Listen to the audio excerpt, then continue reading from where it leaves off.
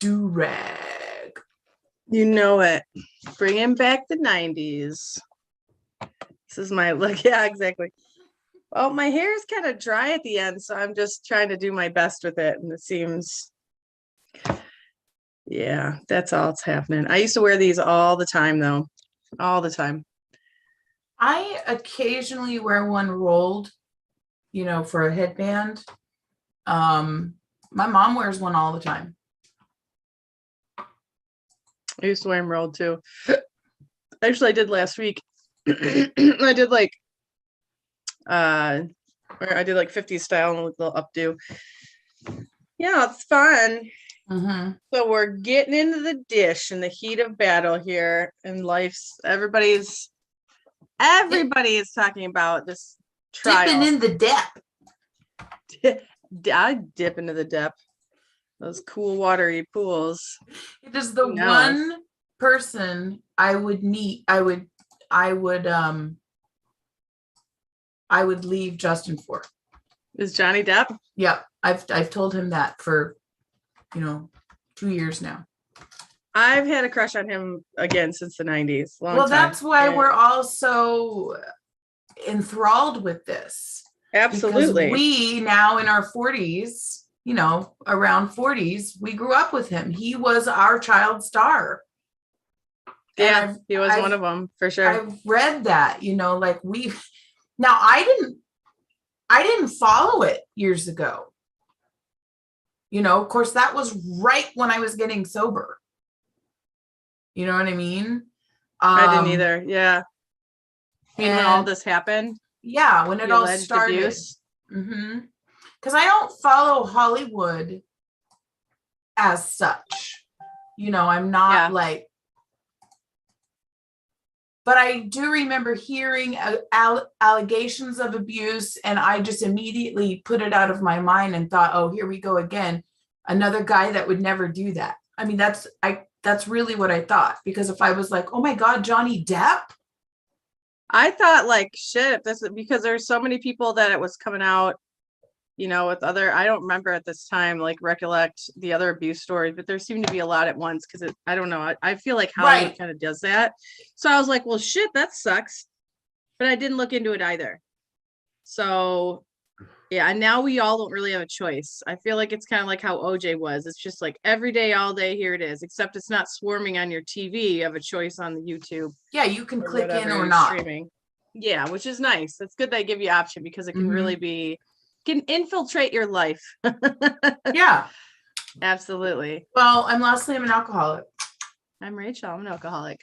I can say that I am a crime court trial junkie. I am one of those people that subscribes to these law networks. I'm on Sky News right now, but Law and Crime is a good one. My dream is to be on a murder jury, sequestered in a hotel, no communication. I would love to be a part of that. And so I watch a lot of these trials coming at it from that viewpoint. I want to know what the jury hears, and I'm not going to look anything else up about this. So that's how I started this. I was like, I'm not going to do any research.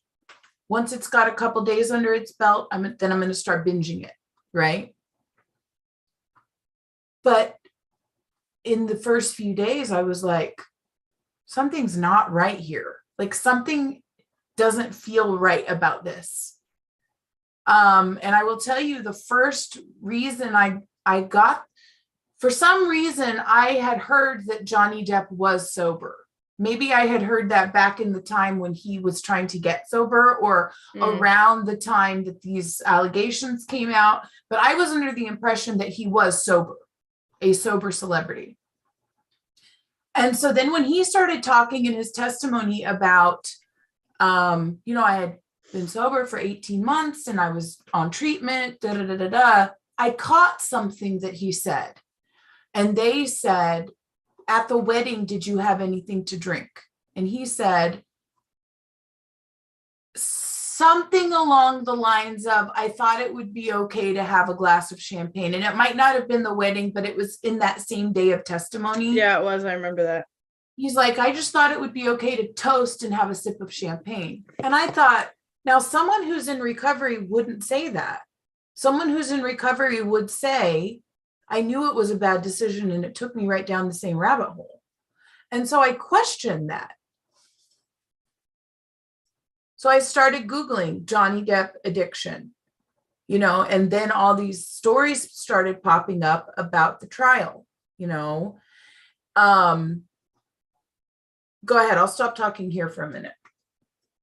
I remember that as well. I do.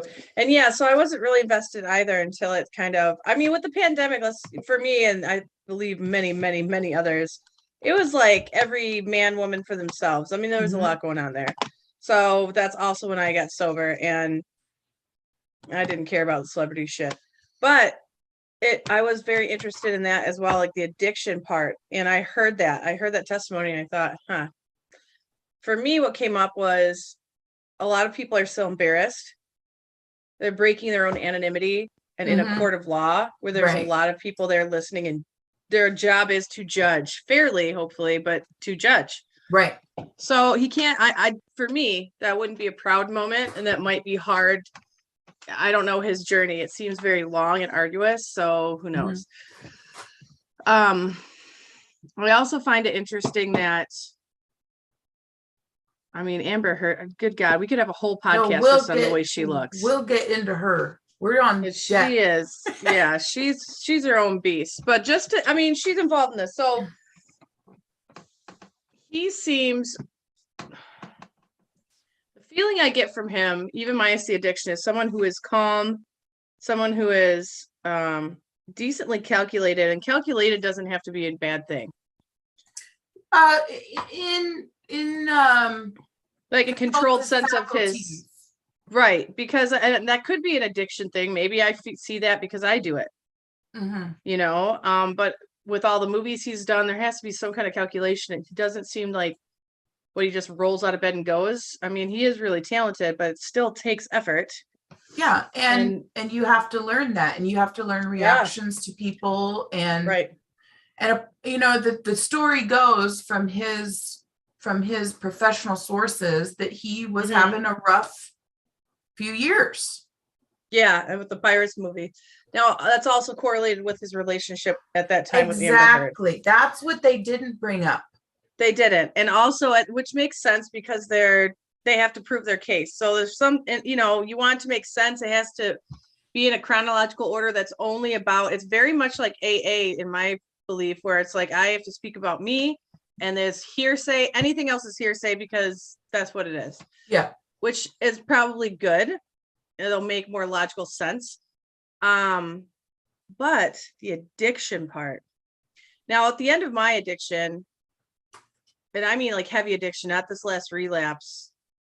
I don't even, you know what, even the last relapse, because it was mostly drugs, but a little bit of alcohol. But when I was coming off just alcohol, I can't say that I was an outstanding human. I was an abusive person. I was never abusive, but I certainly was manipulative. Yeah, I mean, which could in itself be considered abusive. Absolutely, absolutely. Yeah, you don't have to beat people. Now, I have laid hands on people, and I have threatened with a weapon, and that's not. I mean, I admit that here because I'm just saying for me and for others that might be scared, I put myself out to be judged here and relating this to trial because it's not. Your mind is. My mind was not in the right spot.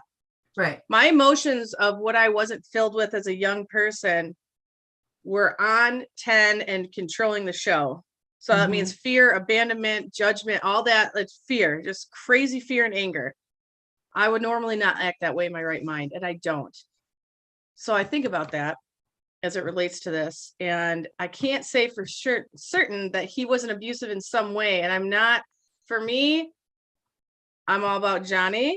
However, I'm a little bit more in the middle because I don't think it's just one way. I just don't. And as an addict, as an alcoholic, like I know what that entails at the end and what that looks like after you've done the work and started remembering shit. Right. And I don't have a team of people. Obviously, this is different too. If I had PR and wardrobe and I don't know, maybe it would have been different, but it's, I don't want to say that's guilt, but that doesn't mean you're innocent either. I mean, so this is the way I view it. Like the yelling and the screaming and the slamming of cabinets, which we saw, he can't deny he did those types the of video, things, yes. Those are outbursts that could be considered abuse, that make people walk on eggshells, don't want to flip the switch, things Right. like that. It supports the allegation. Absolutely. Yeah. Right. However, and his speech to her, it's obvious that he said horrible Frustrated. things. Yeah. But that's not what she said in her op-ed. She said he sexually and physically abused her. Did she ever specifically name him? No. But she said in 2016, 2 years ago, I spoke out against domestic violence and I faced the backlash. She said that. She wasn't divorcing someone else in 2016 except for him. Unless she's going to claim Elon Musk or James Franco, who it's speculated she's having affairs with, but they're not even being questioned right now. No, because I believe those were before or after many breakups or separations, or James Franco was in the heat of it towards the end of the relationship. And I believe Elon Musk was mostly at the end, like very end, right, to a fresh new start, which I guess we'll never really know those exact details, but that's what it looks like. And that's what's being presented. Well, we will. We could find it. We could find the exact details, but I'm really so for me, his screaming, his ranting, his insulting, that can be classified as abuse. Absolutely. But that is not what she said in her article. Okay. She's saying he raped her with a champagne bottle and that he multiple times beat her up. The issue at hand here is whether or not this affected his celebrity, his presentation Image to the public. If he has not gotten gigs because of her op-ed, that is the defamation trial. Right. And that is the question at hand. The question is not whether they were mutually abusive, which I believe they were. I believe she was the aggressor and he was the responder. I believe a lot of his drug abuse and probably spiral downward, because I've experienced it myself, probably was to mask what he was experiencing in his relationship with her. Oh, meaning like he used more because it spiraled him out of control. Yeah. Plus she used drugs as well. Right. I don't think at all she is a sober person. But so my mom's clicked in. Hi, Mom. I wonder if she'll want to be on camera for this. Mom's going to weigh in on our little research, but Mom, we're going to finish this real quick.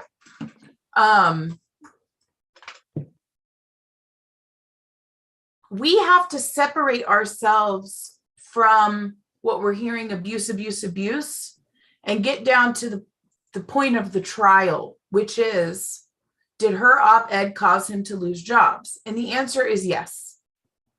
The answer is absolutely yes, it did. His addiction did not help things, but now he's showing up late, maybe under the influence on the job, and now he's an abuser. Mm-hmm. where all of this fact finding comes from is believing her integrity behind her statements. Yeah. And there is too much pointing at that she is lying, bald-faced lying about what he did to her.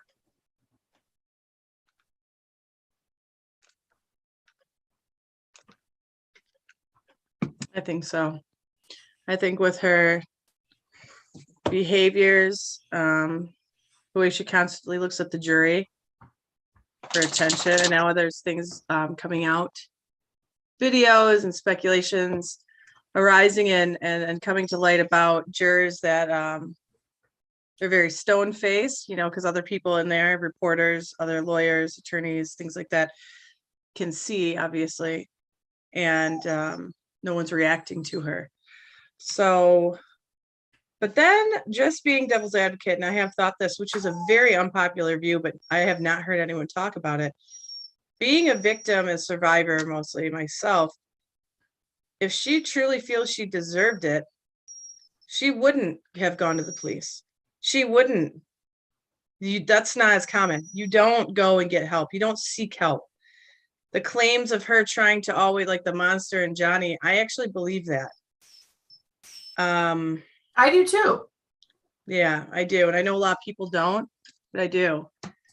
And I don't know. I do agree with you where I think, like, yeah, what she did probably caused them to lose jobs. But to me, it's almost chicken and egg, because you're an addict, homie.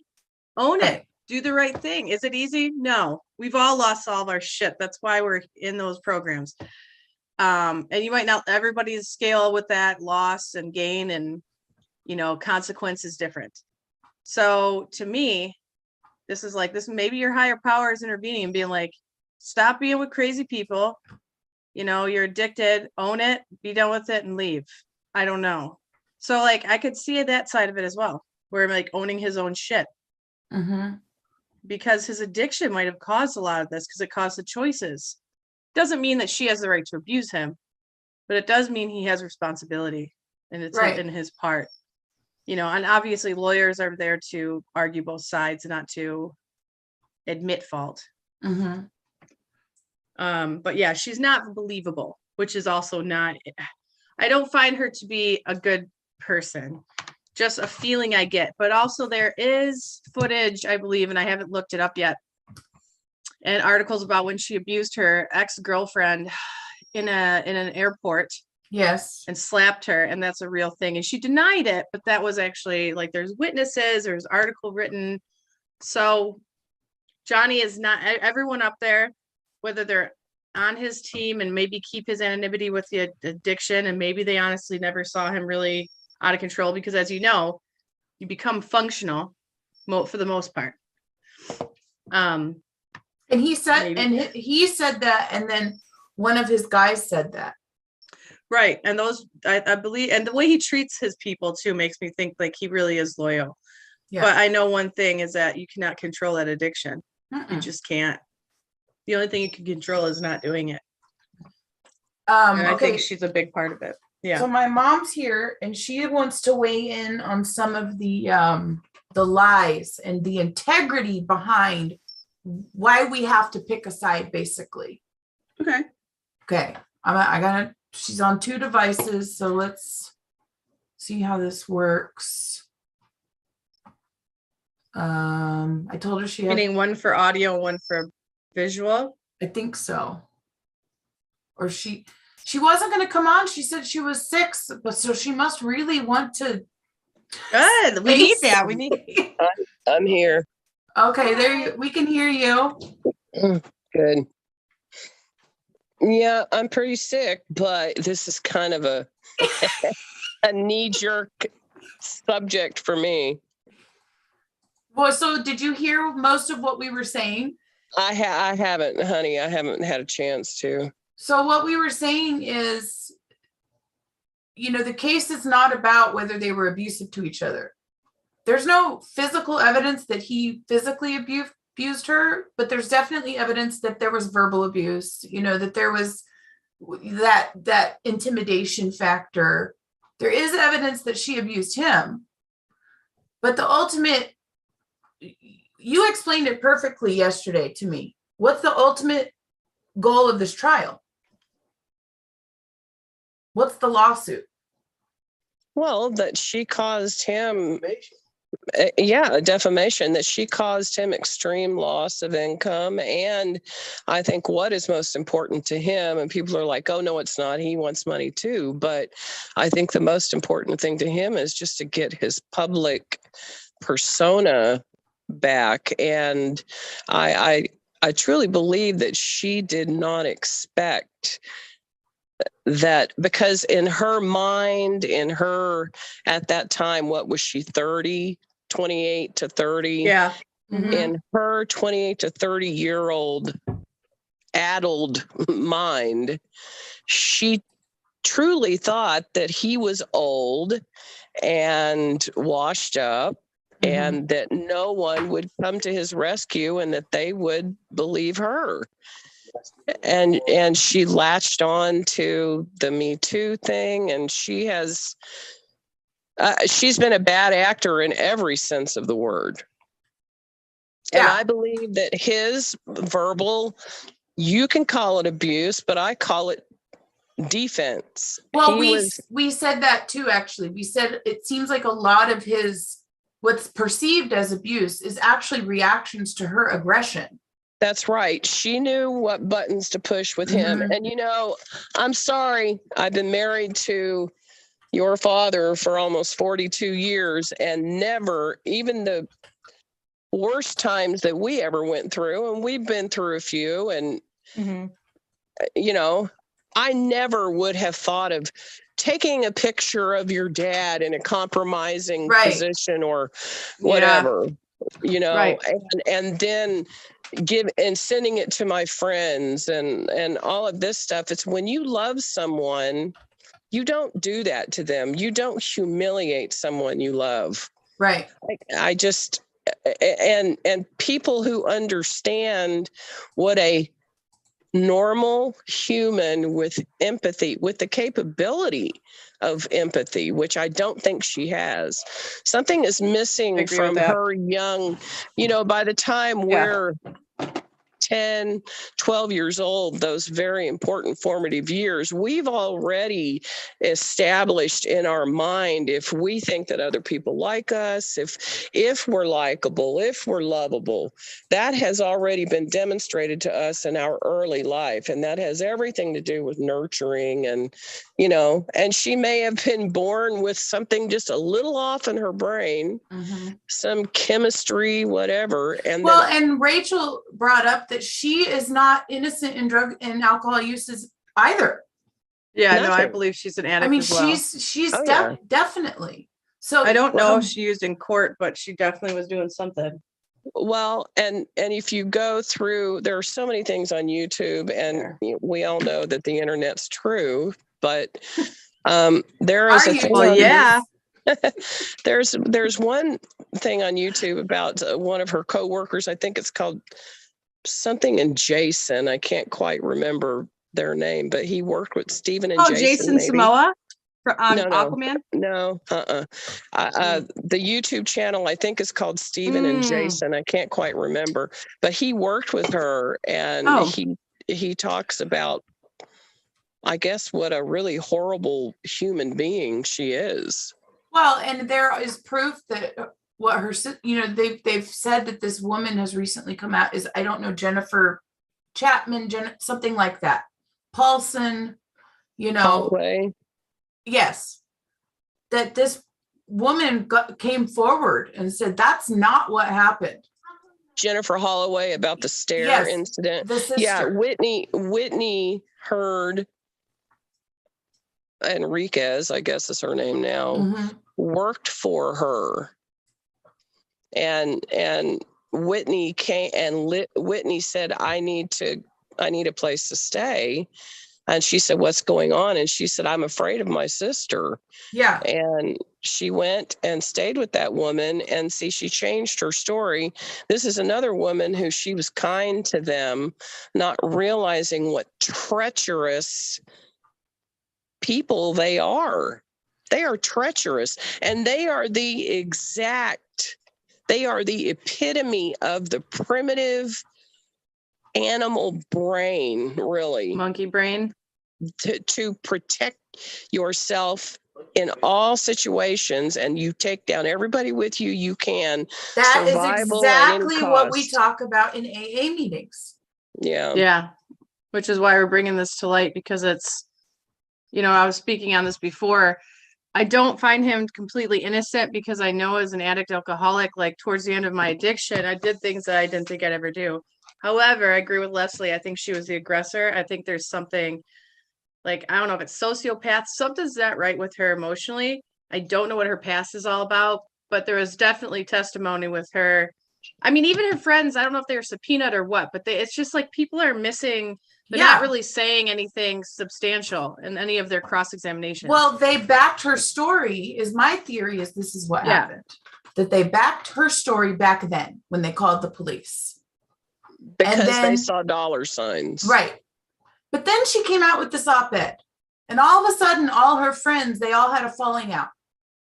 Well, no, I think what happened was when he finally, this one thing where you see on the elevator, I think it was May 21st, and he gets on the elevator, and this is when he goes upstairs, and he realizes all of these people are in his home, his penthouses, living there. And the one woman who was saying, I can't remember her name, but she was kind of like, she had dark hair, Bert's, I think, or Elizabeth Mars was her name, something like that.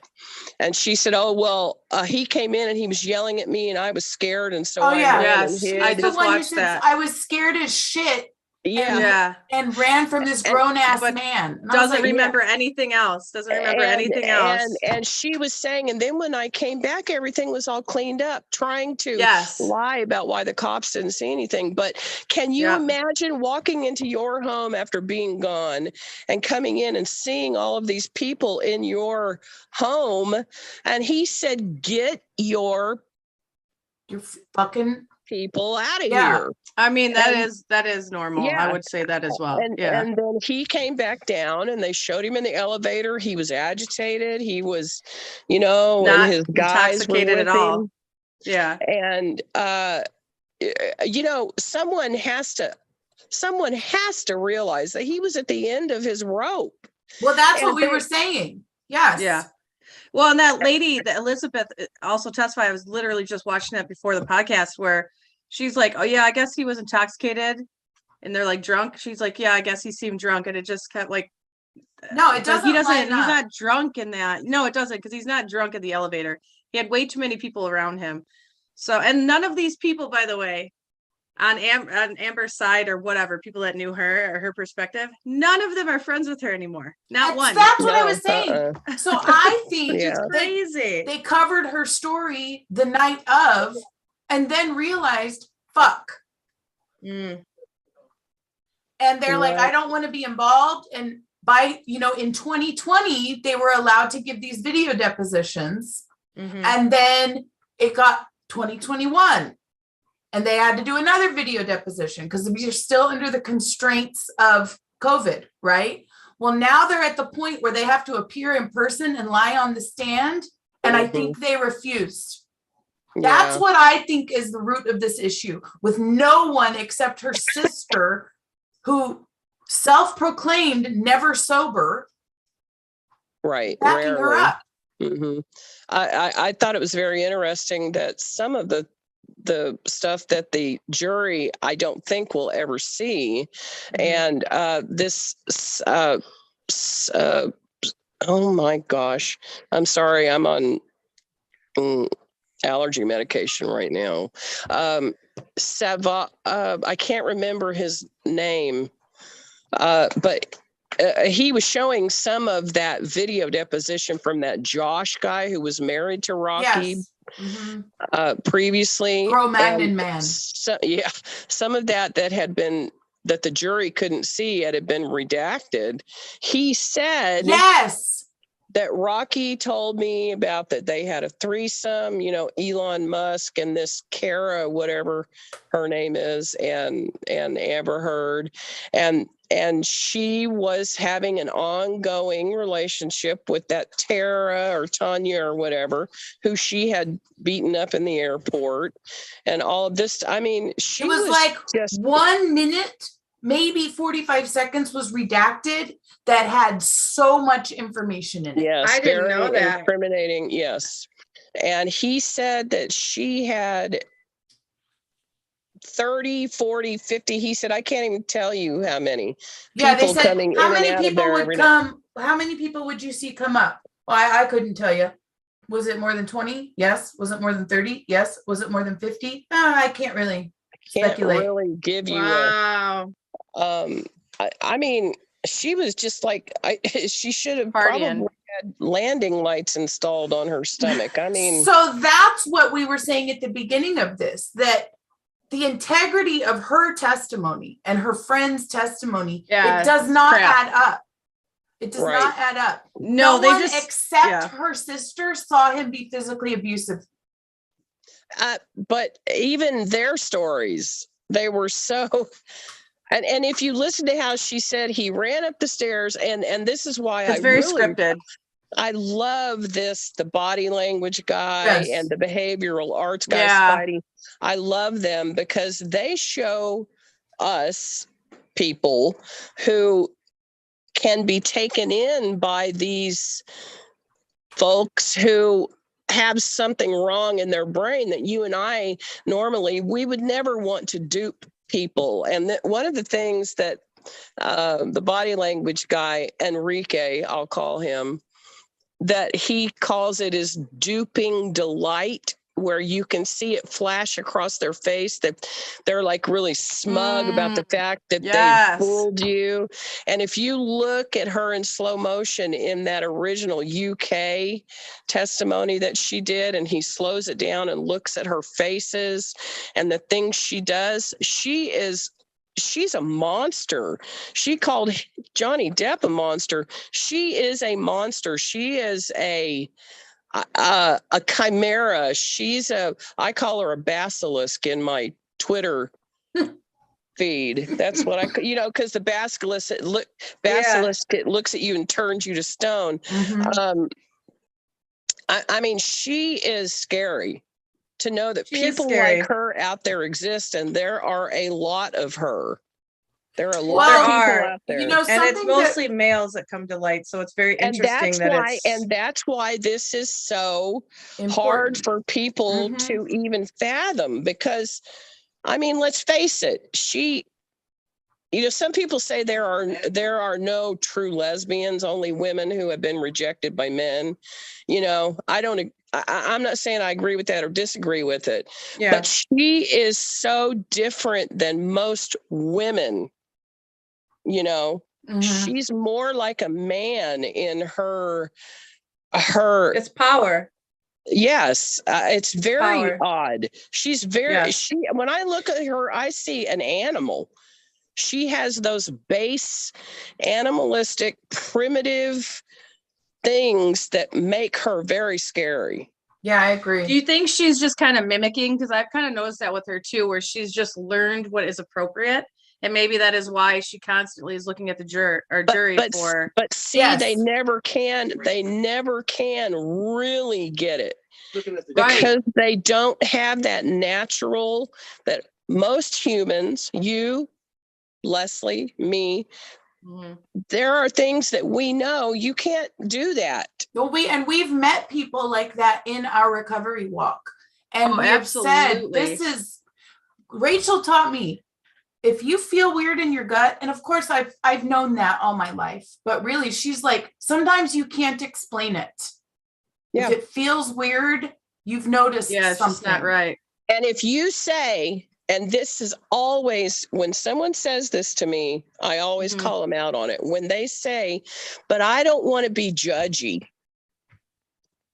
I don't want to judge. I don't want to be seen as judging. I'm like, what are you talking about? Or offensive. You have this instinct for a reason. Do not Do not deny your gut instinct. It's there for a reason. It's your protection. It's your primitive Yes. protection, because our mind, our subconscious, our primitive mind, our brain, before people even had a common language, out of the Tower of Babel, whatever you want to say.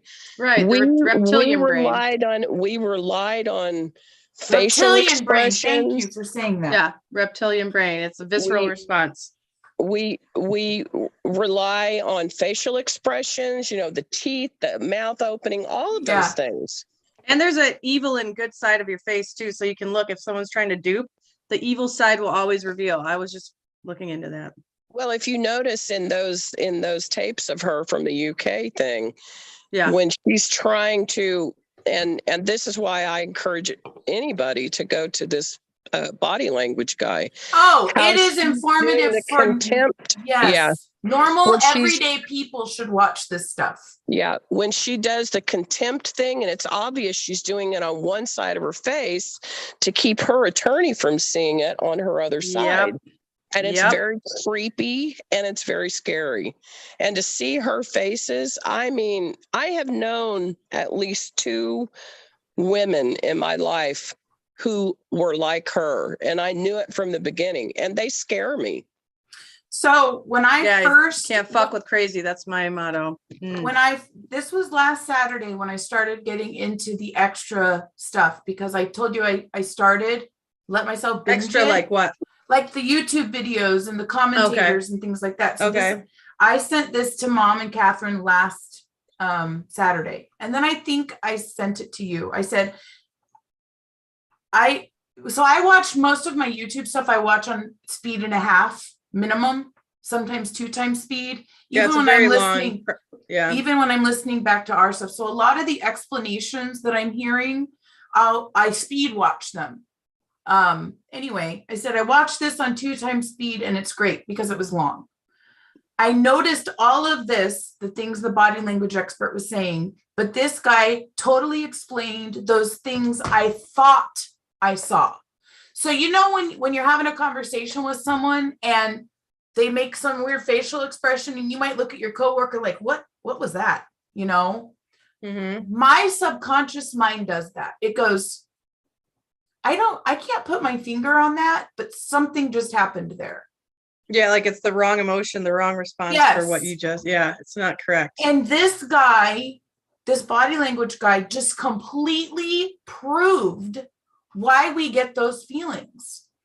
Because we have baseline. Like my baseline would be I talk with my hands, I speak emphatically, things like that. Rachel's would be that she's kind of relaxed, and just I move around a lot. I have a lot of expressions. Yeah. But we don't say, well, here's Rachel's normal baseline in an AA meeting. But we notice when it's not normal. We might not be able to explain it, but that's why I think people should watch these things. And if this trial educates people on those types of communication standards, then it's done good. Because we have lost the ability to communicate appropriately these past 2 years. We have been cut off from the world, gladly in some cases, and been allowed to become these recluses. And it's not okay. People have lost normal communication standards. Yeah, that's probably true. I think also though too, if you're a true sociopath, psychopath, like you are an just beyond expert level manipulator. But that's what my mom was. I'm coming back, Kevin Baconing it to what Mom said. These people are everywhere. They are. My mom, you, Justin, you all think the same way. You cannot trust that person. You cannot walk your dog without locking the door. You can't trust that your neighbors are going to have your back.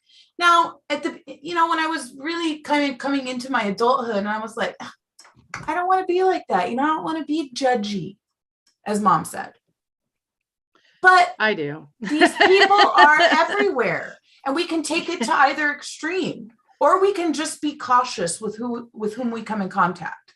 And you got to think of it this way as well. Again, as a survivor of some of these instances, not as severe as Johnny, but as a survivor of stuff like that, when my baseline was down, well, even just my boundaries were down, people like that are looking for that. They're looking for the people that are very inviting and very open and easy to manipulate and very moldable. So I've learned, and to, he like, was really build apparently that that up. by testimony of her friends. Oh, absolutely. Look at all the people that live there. I mean, just that alone, the very simple things of his, character, like building of his character that were stated, of just allowing people to live in his penthouses. Like, yeah, he had a lot. He's Johnny Depp and he's worked his ass off. So that's his prerogative. Yeah. But that says a lot to him. That says a lot to have anybody live in your homes like that. Several years ago, this was actually before we moved here to Florida, I've always had a problem with insomnia and things like that. And I was desperate for sleep. Mhm. And I went to a hypnotist. He was was he a psychologist or a psychiatrist, honey? Anyway, he was one of those guys that started with a PS, psychologist. And he happened to be a Quaker, which I thought was pretty cool. I didn't know that until I went. But I learned two very important things about myself when I was with this guy. First of all, he said, when you have clinical insomnia, there are different kinds of insomnia. Right. I've had it since I've always had it. My father had it. I'm pretty sure my brother does. It takes yeah, but it takes so much to just go to sleep. Your mind is going a mile a minute, whatever. And so he's, asked me, tell me about your childhood, all this stuff. And, what things bother you about people? He said, do you trust people? I said, well, inside I used to, but I don't anymore. I said, and I especially don't trust men because, I can remember even as a young girl, as I became more attractive as a young girl, boys would pay attention to me and I was always like, ooh, don't. And then as I got older, it became more apparent men were attracted to me or whatever. And I had that issue even through the time after I was married and everything, where men would, I don't know why, but they would, I guess, think that I was being coy, I guess, or whatever. And then they would get the wrong idea of me. Yeah. And it got to where I was even afraid to. Or because you were being friendly with men and talking to them like real people. And he said, and he explained to me, he said, this is called having a familiar spirit. Yes. Where when you meet someone, you're open. He said, when you walked in my office, he said, I knew immediately what kind of a person you were. You have a familiar spirit. Your eyes, your smile, your body language, everything. And he said, there are people in society who cannot read that any other way other than, oh, he's coming on to me. Oh, they like me. It's and that's not your fault. But a lot of times it makes people like me, which it has done. And I have had experiences. I've told Leslie about these, and I obviously am not going to go into that on here, but I have had experiences just in the past several years of men being very inappropriate with me, even when my husband was within 5 feet of me, and other people seeing this. And he said it makes people not trust anyone. And he said, and that's too bad. I said, that's what's happened to me. And see, I let my guard down with people that we've worked with, and this happened to me. And so I think that someone like Johnny Depp, who is, well, they say he's naturally an introvert. Yes. But when you look at him and you look at his face, and when he smiles and his eyes, you're like, oh my gosh, he really likes me. Look at him. He's responding to me. Now there are people who they'll look on the screen and think he's looking at them, and they get, and those are the people who go into the celebrities' backyards and crawl over their fences and think, oh, he loves me. He looked at me through the screen. Those are weird people, right? Yeah. Yeah, we know them. Are you saying that that's like the familiar spirit, though? That you think? No, he's the like opposite. that as well? I'm saying that he has that. Yeah. So the person, the there are people that look at that and say, "Oh, he wants me, he loves me," but then there are the people who prey on it. Right. And yeah, but I was asking if she thought that Johnny was like that familiar spirit. Yes. I believe he has a familiar spirit, and I believe that he's very easily taken advantage of, and his drug use and alcoholism that stem from, him trying to blot out his childhood. Oh, absolutely. Made him even more vulnerable and unable to differentiate between people who meant well and who meant bad, like she did. Now, Rachel, I know that you're not up to speed on the trial, so I'm going to ruin this for you. The one ex-girlfriend it was really just a sex relationship. Her name is Ellen Barkin. She's on the show Animal Kingdom. They had like a hookup relationship, and she said he was jealous. That's the one allegation that we've heard from a past relationship. She said he was not violent. He was jealous, and he got angry.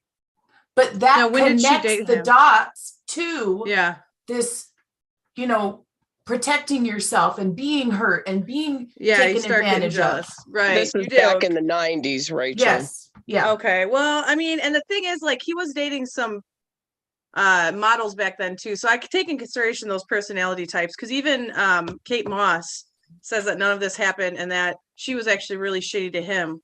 So she's surprised that he even regales their time together as anything positive. And it's interesting you talk about his smile, because he absolutely has that. I think he's just natural. He's just one of those natural, put him in front of the screen, there he goes. However, I see sadness, and there was somebody else talking about that, how his eyebrows dip. Like, I see that internal sadness. It's this thing where the eyebrows come down here. I can't recreate it because I'm not. And it's like this. Brow. It's like I have to draw mine on that way. Someone just said, I feel like Amber Heard has been set up. Tony, I said, you're in the wrong place, dude, because we don't. But we're relating this to well, that's okay. I mean, I'm all because I'm in the middle. I'm actually I don't find him to be completely innocent, but I'm at the standpoint of his addiction, because what I know of addiction is that it takes you down a road and you might act a way you don't. I'm not saying that Amber's right, because I don't believe that at all. But I think he might not be able to remember everything that's happened. I mean, at the tail end of addiction, it's pretty disgusting. It gets real rough. And I'm sure people are just feeding him drugs and stuff. I mean, she took pictures of she may have drugged him for all. Took pictures of everything except him coming up to hit her. I mean, I'd be like, I have this phone on and I'm recording you. Don't you even think about hitting me? I mean, that is true. Even with the cupboard slamming, like, I agree with Leslie how you're like, that could be seen as abusive. However, in that moment, I heard that he had just found out about somebody, like his team that he had stole millions of dollars from him. I believe his mom died or was like on death's door, and she was smiling and laughing during that video. Now, if you're afraid of somebody, why are you doing that? And then the drugs that she found dude, those are so staged. Like, your drug area is not clean. It looks like it was so tidy. I'm like, what? Who does coke and makes it all tight? Get out of my face. The thing is, she sent along with that picture to her friend Yay for mornings. Right. I think she was getting ready. I think she was getting ready to do those for set up. It's like, you got 50 fucking people in there. You're absolutely right. With, like, she got landing strip to repeat. Puss. She's got, like, fucking probably doing coke off everyone's asshole. Like, get it. No, stop it. Like, those, your mind. It's true. I don't think she didn't party at all. There's no way. And to think that she threw her sister under the bus by saying, my sister turned him on to how to snort coke with a tampon applicator. Yeah. I mean, did you hear that? She's like, come on. do you see those lines of Now that's cocaine? some hillbilly shit right there. And she's like, and then Can't use a good old fashioned straw. no, she says, no, well, you see that tampon applicator? My sister taught him how to do that to get it straight up. Oh, she said that about Amber. No, Oh, about Whitney. Her sister. Whitney did it. Yes. No, You know, and no, honestly, no. Oh. Amber Amber Heard, said that my sister taught him. Whitney. My sister Whitney taught him how to use a tampon applicator. And I'm thinking, okay, Johnny Depp's probably been doing coke since before you were even since thought 21 Jump Street, bitch. Like before the movies. And your sister taught him how to snort coke. Come on. I know. I was thinking too. I'm just like But I love him. That you would even say that about your sister. I mean, and Those it's are obvious slips. her sister is terrified of her. Then the drugs though. We just had it. We saw them. We just said that you can use a tampon.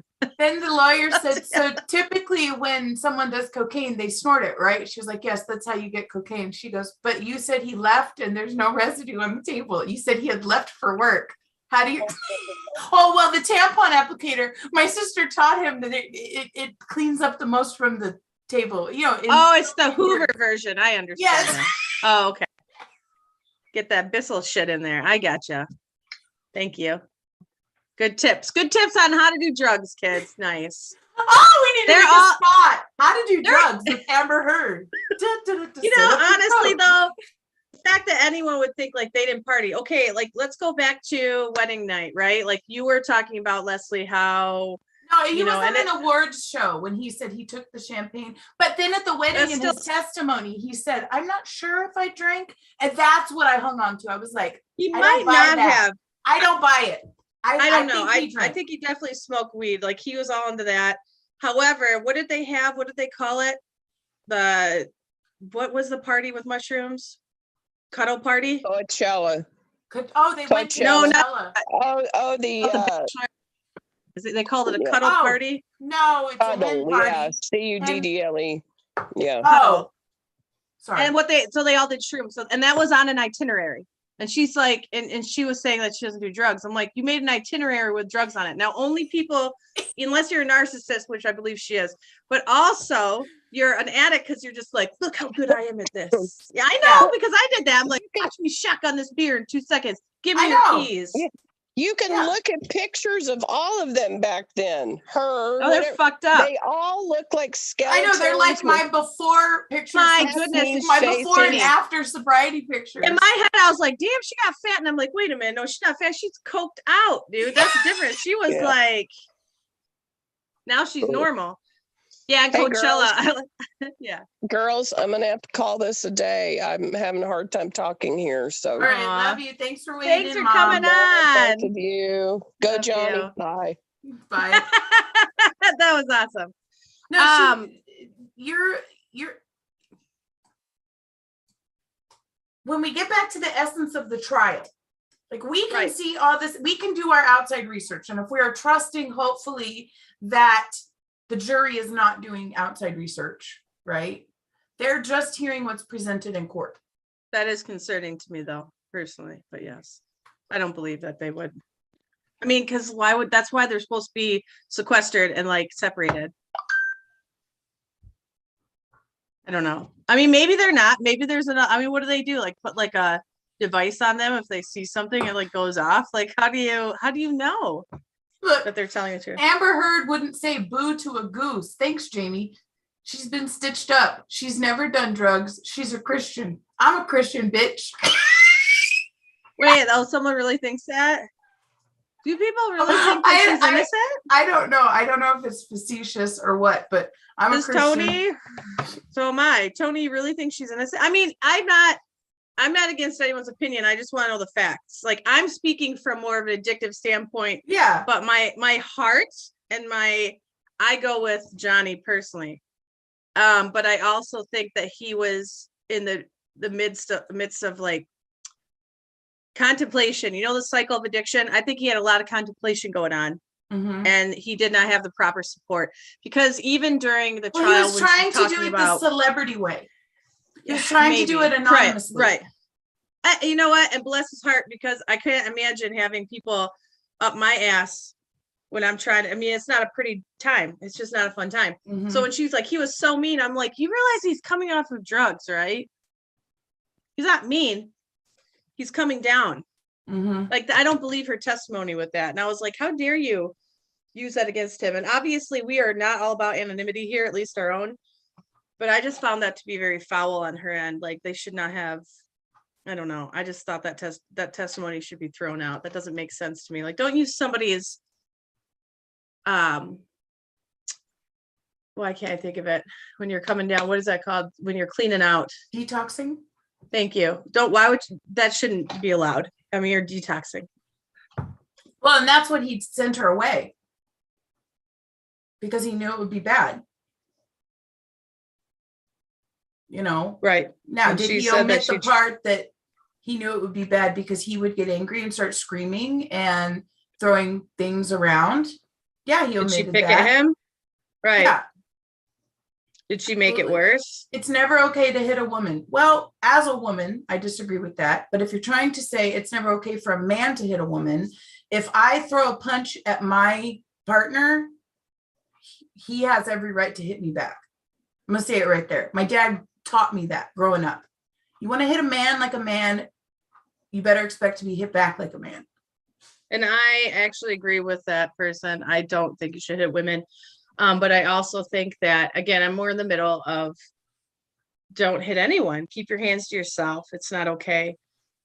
And it's very circumstantial, because it's like, if you are aggressively attacking someone and they're a man, why can't they defend themselves? Right. However, there's a difference, and I'm sure we've all been in those arguments, verbal or physically, where you could have just walked away.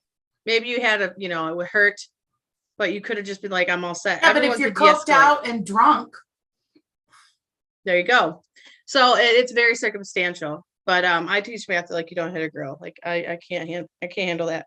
But I also tell them you don't hit anybody at all. Yeah, I mean, that's basic human courtesy. Don't hit when you're angry. And I don't know if he hit her. I mean, maybe he did. Like, those pictures, to me, I'm not. I get that. If he did a that, backhand, like, he's right-handed. So if he did a backhand to her left, then she could have bruises like that. But the next right day, side, I thought. No, it was her left side. The next day, she's on camera with no bruise. I mean, don't get me wrong. Makeup can do a lot. We've all seen me natural. Makeup can do a lot. I don't think I'm that different, but it really can. That for me is muddled. I don't know. Okay, let's talk makeup. She said, I used this color bruise kit. Okay. It wasn't even invented until after she was divorced. That bruise kit that she used didn't come on the market until 2017. Well, was it that number exact two? one? A bruise kit is to make bruises. As a stage makeup artist, a bruise kit is sold to make bruises, not to cover them up. Now, well, it might have been like, she said that's what she called it. A bruise so kit. she is, I mean, and I could see that if that's true or not, that was her, like, if you're in an abusive relationship, that could be something you make a nickname to. So again, that to me doesn't prove or disprove. However, you're talking about color correction. So like this, but she used Milani, right? Yes. So all these colors are mostly for, you can't really see. There's usually green, and this is a bigger one, green, yellow, purple or blue, and then the regular like concealer, and you got to know your color wheel. So you can also use eyeshadow as well. Yes. Well, Excuse yeah. me. But he said in his opening statements, this is the kit that she carried in her purse all the time. So he's discounted right there because it wasn't invented until after they were divorced. That's what they mean by the Milani kit, correct? Yes. It was the exact one. Yeah, they didn't have color correction yet. So something's going on. And those are the things too, where I'm like, those details, those facts, that's where I think it's tit for tat. Like, they can go now because she's just someone who most people don't like. Everything she's under the microscope even more because people just don't like her. But that doesn't mean she's guilty. And I'm just saying, like, but what's I don't the like her essence either. of the trial? Well, Yeah. it's the op. Like, I mean, that's really the big one. And The that's where she lawsuit fails. is, did Right. she cause him to lose money from jobs?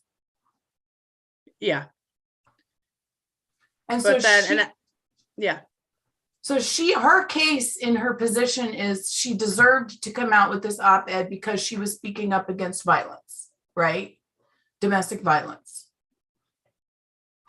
And I would agree with that, but I don't feel like it's one-sided. However, she's free to write whatever she wants. He's free to sue her. So it's just whatever the jury decides. Amber is such a pure person, Scooter Jackson says, but the media is making her out to be a liar. Pure. What makes you feel she is pure? Yes. I want to know, like, people's honest opinions. I don't know if these people are being honest. I think they're trolling, to be honest. Well, either way, this is not a crucifixion. This is like, let's be real, because I feel like this speaks, it's not about celebrity. It's just that we get 2 celebrities here and we're hopefully get more popular. Sorry, but yeah, we're riding on your coattails. But it's a bigger issue of, like, men can be abused. Abuse is happening. This is the most ugly. And obviously they have a lot of money to really display it all for the world to see. It's not right either way. And how addiction can be involved in that. And the man is always, when we picture an alcoholic, we picture a dude under a bridge with a paper bag. Yeah, a lot of people still do. Addiction has no race. It has no creed. It has no religion. It has no socioeconomic This status. is what addiction looks like right here, actually. Right. Both of us. This is addiction. Yeah. In recovery. So but this is, yeah.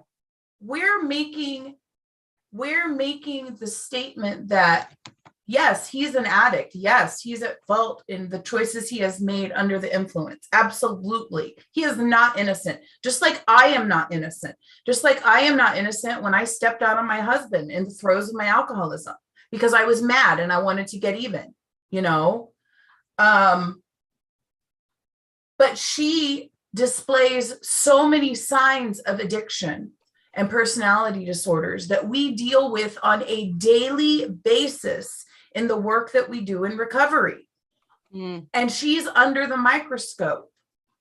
And we can't go up to any person and say, hey, you're acting weird today. Are you under the influence? No, we can't do that. But we do need to open our eyes to the fact that society has blocked us from being able to say, yeah, I'm a teacher, I'm an alcoholic, and I did shitty stuff in my past, but this is me now. And I want to make it public and voice it out so that we know people don't have to be scared anymore. And don't have to hide behind an op-ed or don't have to hide behind their friends' lies. Or he doesn't have to pretend he's been this saint. Yeah, you know, and I don't know how it feels to be, I know how it feels to be an alcoholic in the normal world. I don't know what it feels like to be under the microscope, because emotionally it feels like you're under a microscope, I believe, at first. But then can you imagine having a celebrity like Johnny Depp? Like, that's where I would want my anonymity. I would, because it's no one's business, and it's not. Mom just said these people are hilarious. Everyone forgets the time Depp killed his neighbor's cat for revenge. And that was the moment I knew he was a psychopath. Thanks, Tony. You know what, though? I'm liking it because I want more.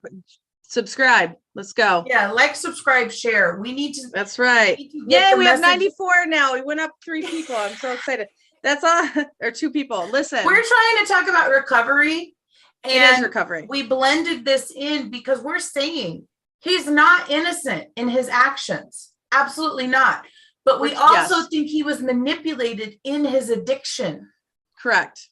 And by somebody else that's most likely addicted. And also, it's a hot topic. It's a hot button. We're doing something a little different and bringing to light something that's going on right now to relate it to everyone. And that makes sense. And plus, obviously, whether you're bots or not, if you really agree with that, that's fine. Then give us some facts of why you don't. And if you want to contribute, or if you're in recovery, tell us how that relates to.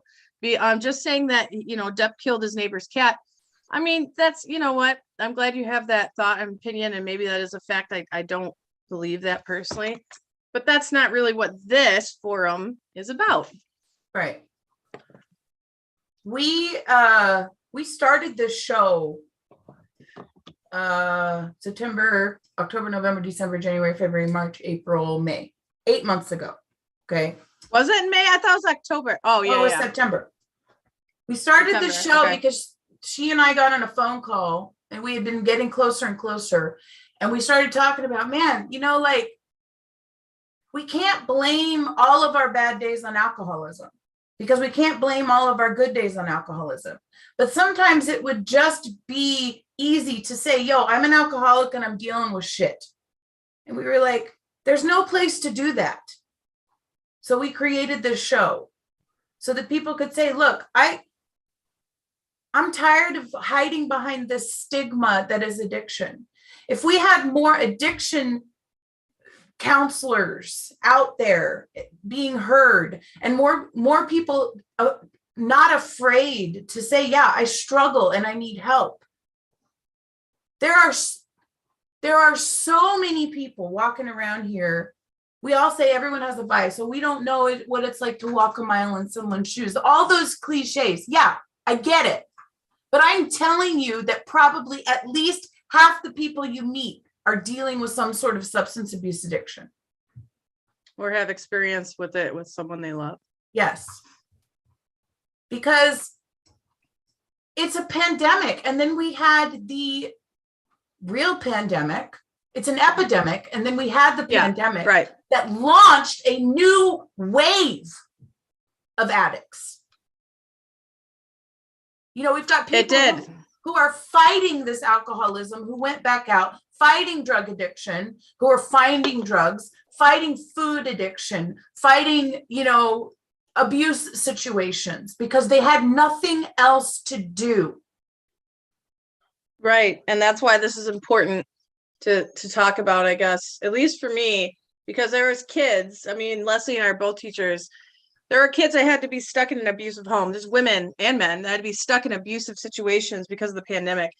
So I believe drug abuse is not an excuse to be a bad person. No, you're right. No, Scooter it's Jackson. not. You are absolutely right about that. However, go back and listen to some of our other podcasts about addiction. Oh, I have this to say to you, Scooter. Do you suffer or are an addict or alcoholic? Do you even believe in addiction as a disease? Because that's important to know and to be educated on correctly. And also, Jamie, I do kind of agree with you. Hollywood is the devil's playground. I don't know if it's that great. Well, Hollywood glamorizes drug use, alcohol abuse. Yeah, I mean, I think it spawned easier there. Yeah, it spawned more easily. And that, I mean, I don't know. I'm not in Hollywood, but just what we see. I mean, but also the media, that's its own beast. Mom says, I have never heard one iota about him killing a cat. But there is a movie called Johnny Killed the Cat. Maybe that's what you're thinking of, Tony. I think Tony's just jerking our chain, to be honest. Maybe. Who just said he put the cat in a log burner? I don't know who Tony is. I thought it was like Tony that we know. I feel like Tony should come on the show with us. I know. This is the most we've Look, had. if you guys are being sarcastic, you're being sarcastic. We welcome your sarcasm. No, you know what though? I would love to talk to someone with real ideas. I believe that there are people who are addicts, but they shouldn't be given a pass. But what does that mean? Like, do you believe in it as an addiction? Like as a disease, I mean? Like a true disease. No one's given a pass. We don't believe in giving people a pass either. We've paid for our pass. Well, how about this? Like, I'm going to ask you this as well. Like, what do you think your thoughts? I can only direct it towards myself. What are your opinions of me? And then I will answer your question. What do you think what kind of person do I look like? Yeah, me too. Go ahead, Scooter. The floor is yours. That'll take a minute because he's on a delay, you know. Yeah, that's okay. I think this is good. It's nice to actually interact with people. It's nice.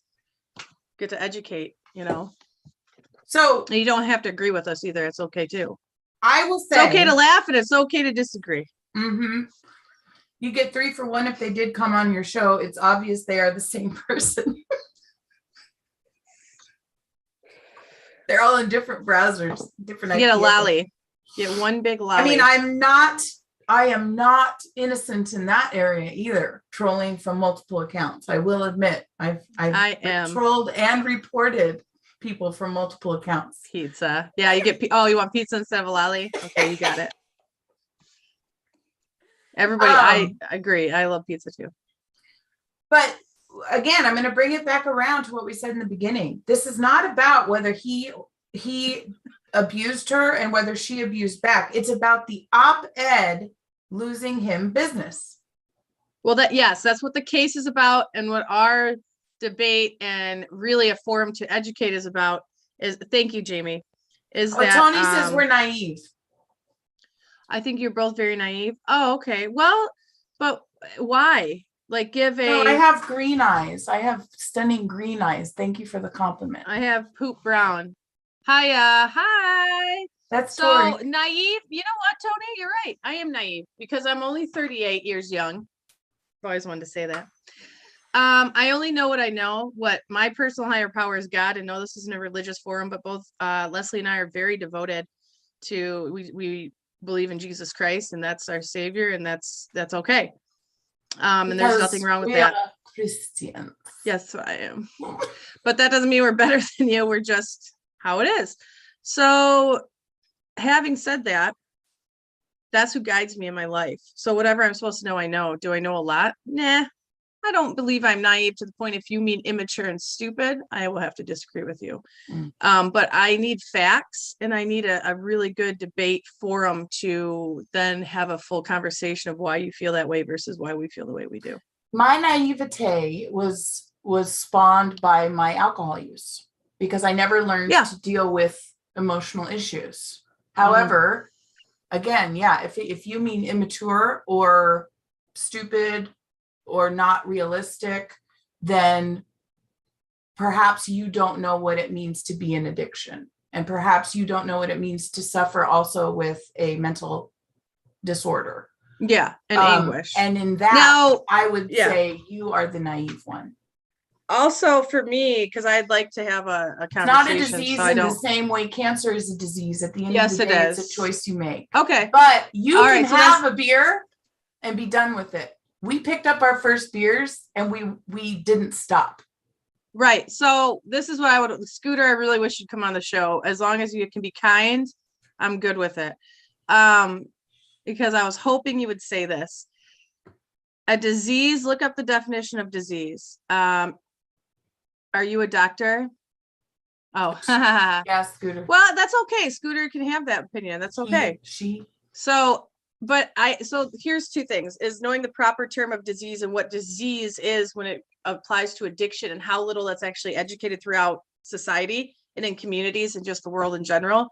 And also, yes, it is a choice, meaning once that obsession to drink and use is lifted because of following a program of recovery and having a higher power, and like I said, ours is God, then from there, you can lift that obsession and then make a choice. But believe it or not, people that have the disease of addiction, like myself and Leslie, when we pick something up, we cannot put it down until we have some kind of spiritual experience and give our life over to something else. And that's not a joke. And there are tons of people that do that, except they remain anonymous because of fear of being judged. We do not. And that is the entire purpose of It's Okay to Laugh. And that's the purpose of you asking that question. It's a choice you make. Absolutely. I choose every day not to pick up. I choose every day. Now, choice, Leslie, is that, go ahead, sorry. I get excited. I had to be forced into the choice of putting it down by my actions. There you go. Well, then that's called a rock bottom. And then because you're spiritually broken. But now, are you guaranteed a spot to be sober tomorrow?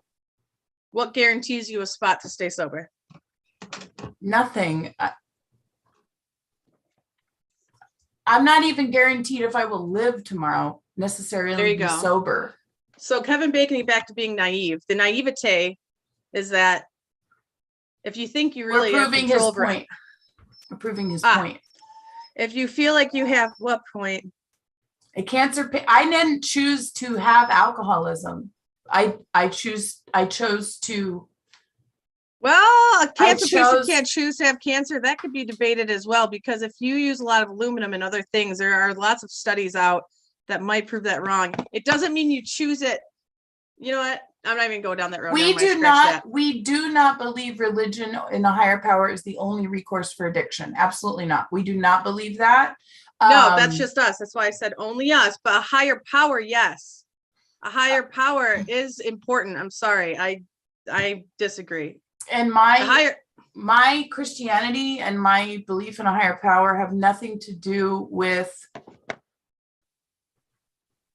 it doesn't have to be God. me That's the staying difference. sober, but my recovery and working out my thoughts and not going to the first inclination of picking up a drink has everything to do with my higher power, because I can trust that it is not God's will for me to drink or use. It's not.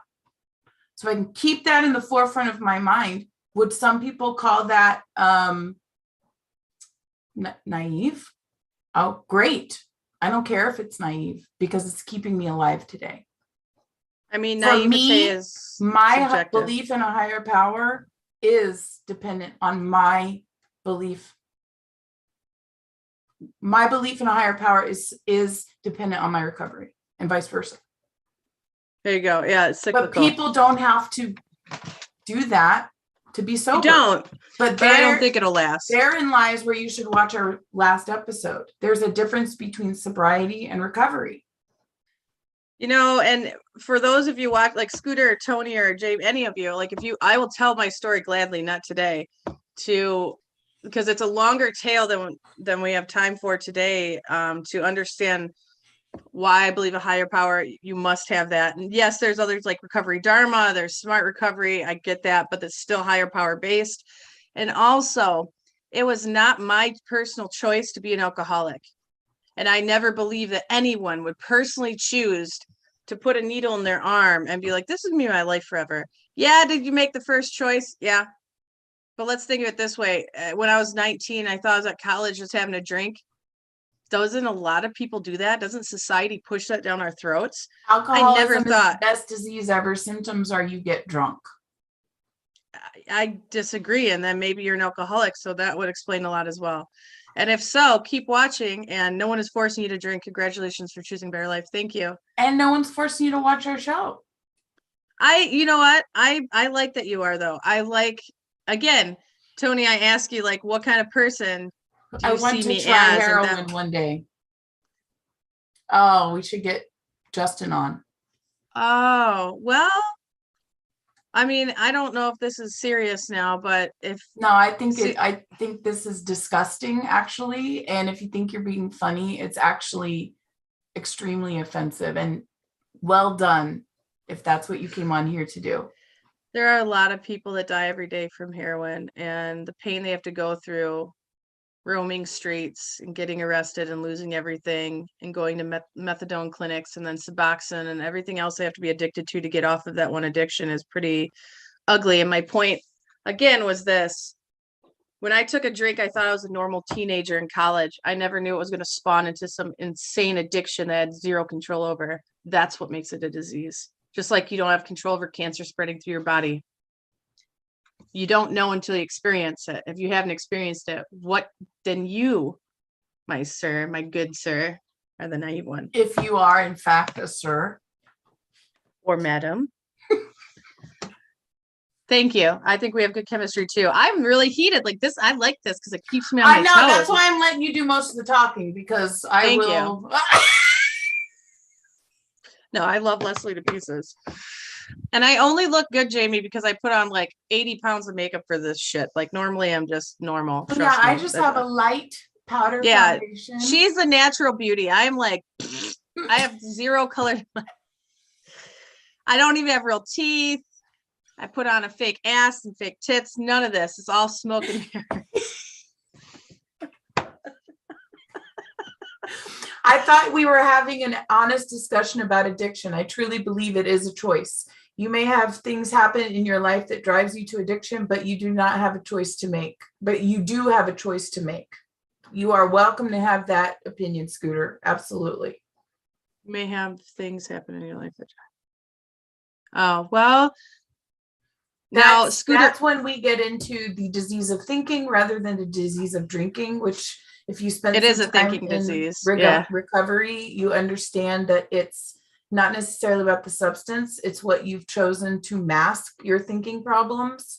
And people do it every day by commenting on YouTube channels, by binge watching court trials because they're trying Gambling. to distract themselves from the reality that is the shit show of their lives. And That's true. And that's why higher power matters. Mhm. We I have ask 3 you minutes. this, I ask you this, 3? 3 minutes. Okay. So Scooter, have you ever had a problem with addiction? Have you had any time in your life that you either drank or drugged too much, or have you done any substance at all, or anything at all in your life that you consider a vice or addiction? Yeah, because I'm telling you right now, I'm making the choice not to give this up, but I'm also physically and mentally dependent on it. Yeah, That's I a am choice. as well. I gave mine up for a month, but then I went right back to it because I start wanting to drink, and that's just how it is. It's one thing at a time. Progress, not perfection. I can't do anything in moderation. Me either. I can't buy nice things to snack on in my cabinet. I cannot start watching a television show that I like because I will. That's why we know so much about this, because we binged this shit. Yeah, right? This is immediately fulfilling a need in us that we can just veg out and forget about everything else. This trial. Oh, well, of that course. doesn't. Okay, hold on. Oh.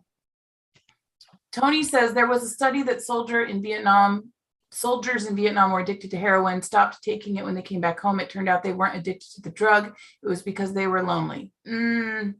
Paste the story, the scientific document. Oh, of course, we are all trying to distract ourselves from the fact we're going to die. Okay, well, then you maybe understand a little bit. They were homesick and lonely, and their heroin made them feel better. Therein lies where the addiction comes from. Yes. The brain begins to, we've done studies on this. Your brain begins to crave that substance and that dopamine, and your levels are so stressed one way or another. And the only way you will feel good is by taking that pill, which I do every morning. I take a pill to counteract my depression and anxiety. Am I addicted to it?